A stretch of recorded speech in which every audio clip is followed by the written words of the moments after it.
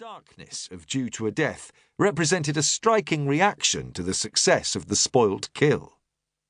Her publishers, Michael Joseph, had hailed Kelly as the new Dorothy L. Sayers. But although she admired Sayers's writing, Kelly belonged to a younger generation, and as a crime novelist she had very different preoccupations and did not wish to be bracketed with authors of the Golden Age. Due to a Death was in no sense an autobiographical novel, and Agnes was not a self-portrait. Kelly felt driven to write the book because of the anger she had felt when working in hospitals in the East End as an auxiliary nurse. To say more in this introduction would be a spoiler. Mary Theresa Coolican was born in London in 1927 and studied at Edinburgh University. There she met a fellow student, Dennis Kelly. They married and became teachers. An experience while hitchhiking from Edinburgh inspired her first novel. This was A Cold Coming, published in 1956, and the first of 3 novels featuring Inspector Brett Nightingale. Kelly told a journalist who interviewed her after that Gold Dagger triumph that typically she started work on a book with vague and chaotic thoughts, often inspired by a particular milieu. She and Dennis were both keen botanists, and while looking for rare orchids in Kent, they discovered Greenhithe, in those days an almost forgotten spot by the Thames. As Dennis explained to me, they didn't find marsh helleborine, but Mary realised that she'd found the ideal location for her next novel.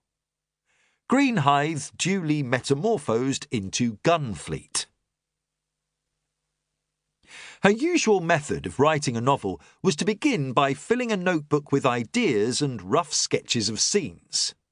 While researching Due to a Death, she stayed occasionally at the Bull and George, an old coaching inn at Dartford, taking inspiration from the fact that Jane Austen had once stopped off there too. On day trips by car, she and her husband sometimes took a break at a local pub, where Dennis recalls the jukebox rocking constantly to the tune of Eden Kane, singing his #1 hit, Well I Ask You. After 6 months of preparation, her ideas crystallised so that she was ready to start writing in earnest. Dennis read her day's output each evening, but when she reached the final stages of the book, she liked to go away to be on her own in order to complete the manuscript.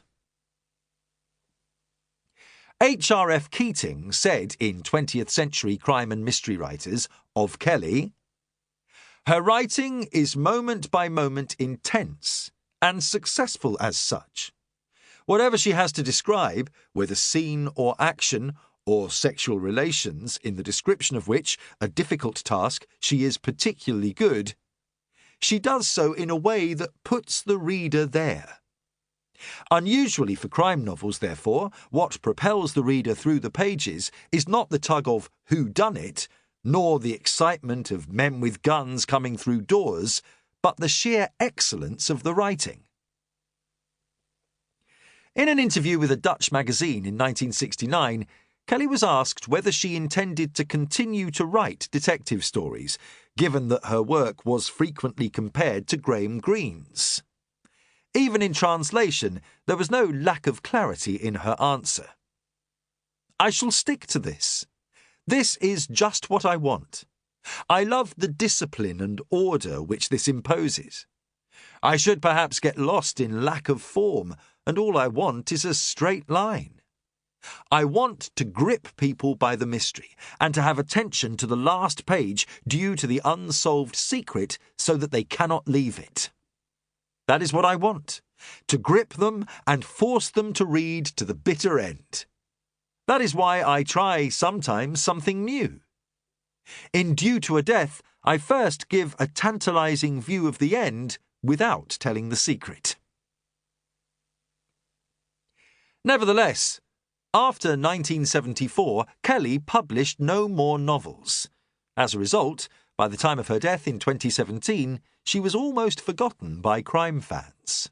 The republication of several of her titles in the Crime Classics series has led to a revival of interest that is as